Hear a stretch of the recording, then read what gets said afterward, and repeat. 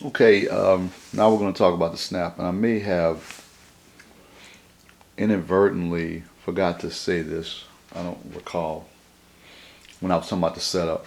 I should have said that the receivers, the outside receivers, could be no more than 5 yards off the line of scrimmage. I don't know if I said that or not, but I wanted to make that clear. While the running backs and the quarterback within the tackle can be 20 yards on a standard board like these. The receivers can be no more than five, the outside receivers. But anyway, the snap. The way the snap works is just like it sounds. So we already, if you recall, we called the audible, the defense matched. So now we're going to do the snap. And the snap is just a quick buzz on and off of the board. That's a snap. Now, a couple of things to know about the snap. If any on a standard board, not the large scale boards, but for this purposes, we're going to just talk about these size. Basically, 2x4 boards, 2 feet by 4 feet. If any receiver runs more than 5 yards, 5 yards or more, that's a false start. So you can't sit on the switch and hold it to try to get an advantage. And the reason we have that rule because we have had some guys who just hold the switch. But you see, no one ran more than 5 yards, so that's a legal snap. Now, after the snap, the offense has these options. They can pivot anyone that's not engaged. So you can see this is a pass play, if you recall. And these guys are touching bases, so they're stuck. He's stuck. Remember, that's why you want that neutral zone so you have that room. But these guys are not, so I can pivot them to block. In this guy's case, because he's not engaged, I can pivot, pivot, pivot to get that linebacker, and I can pivot him because no one's engaged. The quarterback can either slide up and down within that 20-yard zone. They can go up and down. So let's say if he would have been under center, I could have dropped him.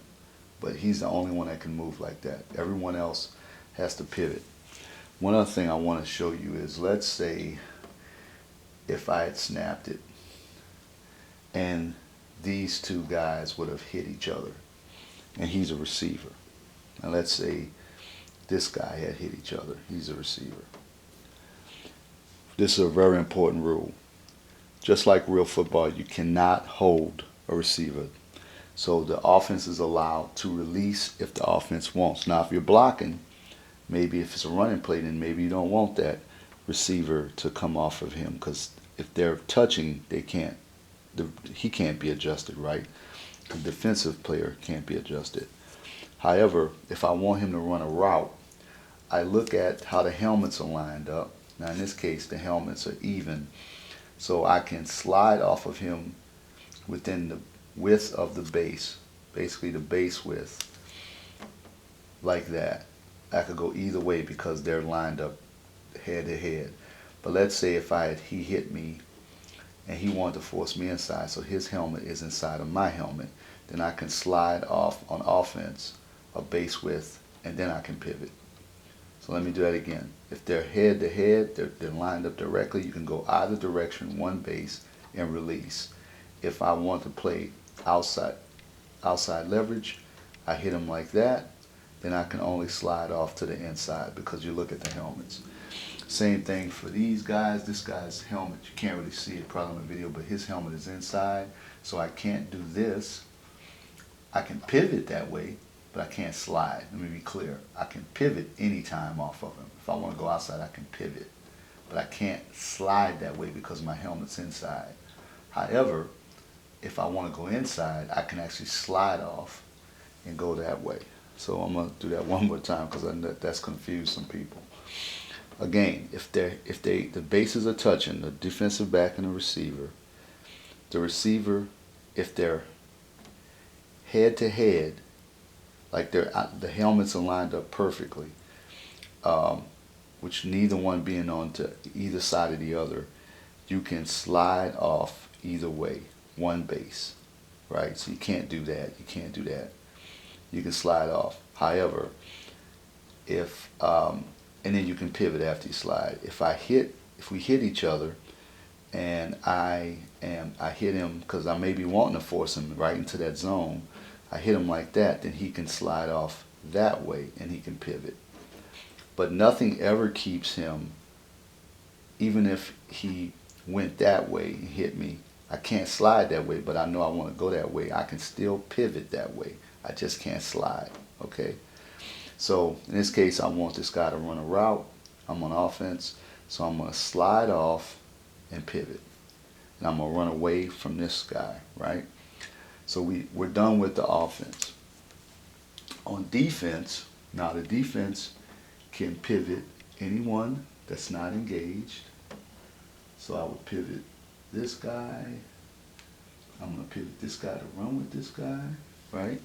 And one defensive technique to know is that as long as the bases are touching, you can't throw a pass to him. So I would try to maybe run with him. So if they ran, hopefully my guy would be contacting him. He'd be running with him, right? So he would be not open or eligible to receive a pass.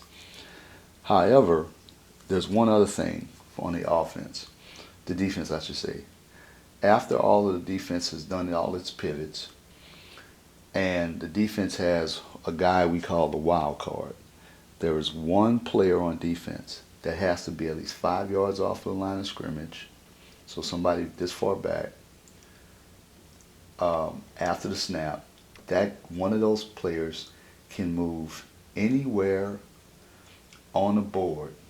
This is the wild, that's why we call him the wild card, providing he does not cross the line of scrimmage. So let's say if I wanted to have the linebacker blitz.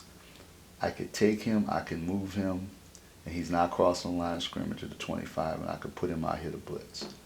That's the wild card. I could also do this. Let's say I want him to drop in coverage.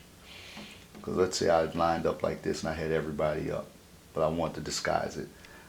This is the free safety. I could then take the free safety and I could drop him. As long as he doesn't cross the line of scrimmage. That's the wild card.